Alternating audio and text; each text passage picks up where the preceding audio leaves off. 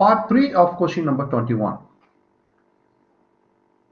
So in this part, we are going to see the path taken from point 2 to 3. So in this video, again, we are going to solve 4 parts, 4 subdivisions, right? So kindly see part 1 video and part 2 video of the same question, because in part 1, I solved the part A, B, C, and then part 2, I solved the question from D, E, F, G. So now in this third part, I'm going to solve the question from H to K. That means question number H, I, J, and K. So kindly see the previous video. So here what we are going to do, we are going to consider the point, that is the path taken from point 2 to 3. So before that, let's write the given one more time. So here they clearly mention this is the diatomic gas, right? So diatomic gas, CV value is 5 over 2 times of R, and CP value is 7 over 2 times of R. We are using the CP and CV value for finding the answer for gamma. So gamma, which is equal to CP over CV, which is equal to 7 over 2 times of R over 5 over 2 times of R. So here we can cancel R as well as 2. By that we will get the answer of gamma, which is equal to 7 over 5, which is equal to 1.4. So we are going to use this gamma value whenever we are going to solve for adiabatic condition. So for that we need this value. Clear? So for that purpose, in each and every video I show the value for gamma. We need this value, especially for the adiabatic part. Okay, let's come for the question. So this time what we are going to do, we are going to consider from point 2 to 3. That means the path 2 to 3. So now let's just go back to path 1 to 2. Path 1 and 2 refers to isothermal. So that means the temperature at point 1, which is equal to temperature at point 2, right? So now what we are going to do, we are going to consider the point from 2 to 3. So that means the temperature at point 2, which is equal to temperature at point 1, right? Because 2 points refers to the isothermal. So here we are going to use the temperature in terms of T1. So you can see the question in part H, we are going to use the temperature T1. So don't get confused. The temperature at point 2, which is equal to temperature at point 1, because this is isothermal condition. So T1, which is equal to T2. Clear? So let's start. So what is our question? In H, W over nRT1, I, Q over nRT1, and then J, delta internal energy over nRT1, and then K part is delta S over nR. So okay, let's start. So here I have to solve for path 2 to 1, right? So path, so I can see one more time. So path 2 to 3, sorry, path 2 to 3. What is 2 to 3? Let's just go back to the figure. You can see in point 2 and 3, it refers to the constant volume. What is meant by constant volume? The constant volume refers to isochoric process. Isochoric means work done which is equal to 0. So we have to use that condition. So let's write path 2 to 3 refers to isochoric. What is isochoric? It refers to constant volume. What is constant volume? Work done which is equal to 0. Now let's write the question H. What is H part? In H part we are going to find W over nRT1. So here it's a isochoric. So what is your W? Is equal to 0. So the answer for H part is 0. That's it. We can give the answer directly. Now in H we already finished. So the next question is I, right? So in I part they ask us to calculate the value for Q over nRT1. Again, this point 1 to 2 to 3 refers to constant volume. So but the most important thing, we are going to find Q, because if it is constant volume, what is the condition for constant volume? The condition for constant volume we studied in the theory, Q which is equal to NCV delta T, right? And what's the path we are going to consider? 0.2 to 3. So that means the temperature at point 3 minus temperature at point 2, because final temperature minus initial temperature. So if you substitute a value here, so we are going to find this answer first. So what I am going to do, I'm going to use this equation first. So we can write this equation Q, which is equal to NCV delta T is nothing but final temperature. That means T3 minus T2. Clear? So T3 minus T2, how come we can write? But here they are asking about T1. So let's go back to the diagram. Point T1 and T2 are isothermal. That means at point 2 and T1 and point 1, temperature is same, right? That means T1, which is equal to T2. So based on that, we can write this part. So here T1, which is equal to T2. So we can rewrite this equation as Q, which is equal to NCV T3 minus T1, right? Now we can substitute adiabatic condition, because point 3 and 1. So we have to again come back to the diagram. So we have the temperature 3 and 1. So temperature at 3 and 1 refers to adiabatic. So we have to use the relation between temperature and volume. Clear? So what is the relation for temperature and volume at point 3 and 1? We can write TV gamma minus 1, which is equal to constant. We studied this in the theory. So if you apply this rule for this point 3 as well as 1, we can write T3 V3 gamma minus 1, which is equal to T1 V1 gamma minus 1. Why I just write this? Because the point 3 and 1 refers to adiabatic from the figure. So now what I am going to do, I am going to substitute the value of T3 from this equation. So we are going to rearrange this equation in terms of T3. Therefore T3, which is equal to T1 V1 gamma minus 1 over V3 gamma minus 1. So we can write this as T3 equal to T1 V1 over V3 gamma minus 1. Clear? Now I'm going to take this T3, I'm going to substitute here. So let's substitute. And before that, let's substitute the value of CV. What is CV? CV value is 5 over 2 times of R. So let's substitute. So Q, which is equal to N multiplied by 5 over 2 times of R multiplied by, in place of T3, I'm going to substitute this one. So I can just make the bracket a little bigger. So T1 multiplied by V1 over V3 gamma minus 1 minus T1, right? And in both terms, so in this term, you can see we have T1 as a common inside the bracket. So we can take the T1 outside.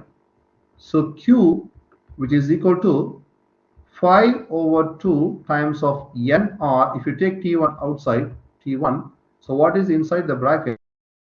V1 over V3, we can write this as gamma minus 1 minus 1, right? Now they ask us to find the value of Q over N T1. So here left hand side we have Q. So I am going to move this N or T1 to the left hand side. If you move, what we will get? Q over N R T1, which is equal to 5 over 2 multiply V1 over V3 over V3 gamma minus 1 minus 1. As we already know from the graph, V1 is 1, V2 and 3, which is equal to 4 times of V1 here. So I have to substitute the value. And before that, this 5 over 2 times, which is equal to 5 over 2, which is equal to 2.5. So we can write Q over N or T1, which is equal to 2.5. I have to substitute the value for V1. So 1 over 4. Gamma value is 1.4, because we already calculated gamma, which is equal to 1.4. So 1.4 minus 1, which is 0.4 minus 1. So now when you simplify this, when you just solve the right hand side, we will get the answer for the left hand side. What is in the left hand side? Q over N R T1, which is equal to minus 1.06. So this is the answer for question number I. Clear? Clear? Okay. Now we have to solve J. So what is J? So we go back to the question. J is internal energy over change over N or T1. That is delta S over N. So we can solve step by step. Okay.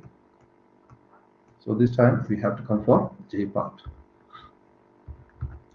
Again, we are going to consider point 2 to 3, which is isochoric. This time what we are going to do, so this is W equal to 0. So this time we have to solve for J part, which is change in internal energy over N or T1. We have to find. Now you can see from the first law of thermodynamics. What is our first law of thermodynamics? Q, which is equal to change in internal energy plus work done, right? So now you can see if you substitute W, because path 2 and 3 refers to isochoric, which refers to the work done, which is equal to 0. So that means this term will be 0. So that means Q, which is equal to delta internal energy. And here Q we already find. So that means the same value will be given for the internal energy. So we can take the answer from the previous part, right? So we can take the answer from part I. We can take Q over N RT1, which is equal to change in internal energy over N RT1, right? So based on that, we can give the answer change in internal energy over N RT1, which is equal to Q over N RT1. What is the answer here? Which is minus 1.06. Minus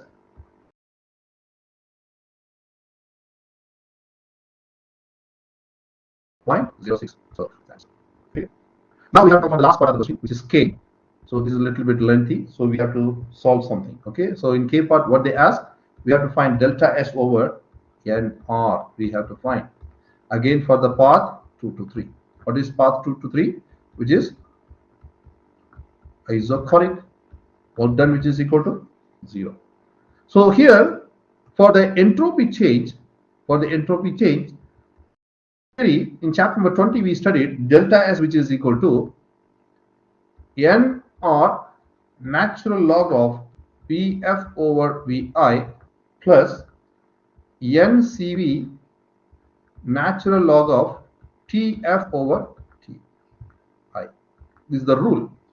So for this K part, what I am going to do, I can use this rule for getting the answer for this question. Clear?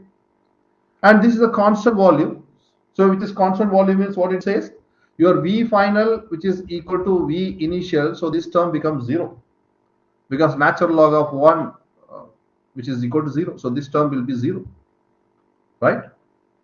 So we can solve this question from delta S, which is equal to NCV natural log of T final over T initial. Because here, why this term gets discarded? Because this is isochoric. Isochoric means work done, which is equal to 0, which is constant volume. Constant volume means V final over V initial will take the same place. So when you substitute, your natural log becomes 1. So natural log of 1, which is equal to 0. That's the reason this term is equal to 0. So we no need to waste the time. So better we can put 0 directly. What is the remaining term? The remaining term in this question, delta S, which is equal to NCV natural log of T final, because we have to substitute the value. What is T final? 0.3 and T initial 0.2, right? So that means T3 over T2. T3 over T2. As we already studied, T1, which is equal to T2, because 0.1 and 0.2 isothermal. So T1, which is equal. So I can write this term as delta S, which is equal to NCV natural log of T3 over T1, because T1, which is equal to T2. So now I'm going to substitute the value here. Delta S, which is equal to N, and CV value which is equal to 5 over 2 times of R. So I can write 5 over 2 times of R multiplied by natural log of T3 over T1, but this time here I'm going to use the relation between temperature and volume. What is temperature and volume? TV gamma minus 1, which is equal to constant. So you are going to apply this rule for T3 and T1. So by that we can write T3 V3 gamma minus 1, which is equal to T1 V1 gamma minus 1. So by that we can rearrange this equation in terms of T3. So T3, which is equal to T1 V1 gamma minus 1 over V3 gamma minus 1. So we can write these as T3, which is equal to T1 V1 over V3 the whole power gamma minus 1. So now what I'm going to take this term, I'm going to substitute this value here. So if you substitute, what you will get? Delta S, which is equal to 5 over 2 times of NR natural log of, so in this place of T3, let's substitute this one. T1 V1 V3 over gamma minus 1 over T1. So here T1 get cancelled each other, right? And we are going to substitute the value for V1 and V3 from the PV diagram. As we already know, V1, which is, and V3, that means 2 3, which is equal to 4 times of V1. So I have to substitute the value. Before that, we have to rearrange this equation in terms of our question. So we are going to find delta S over NR. So left hand side we have delta S. I can just move this NR to the left hand side. By that we will get the question, right? So delta S over NR, which is equal to 5 over 2, which is 2.5 natural log of V3 is V1 is 1 and V3 is 4. Our gamma value we already find as 1.4. So 1.4 minus 1, which is 0.4. Clear? So here I got the answer for delta S over NR. When I just solve this right hand side of this equation by using the calculator, again got the answer as minus 1.39. So this is the answer for part K. Clear? That's it. Thank you.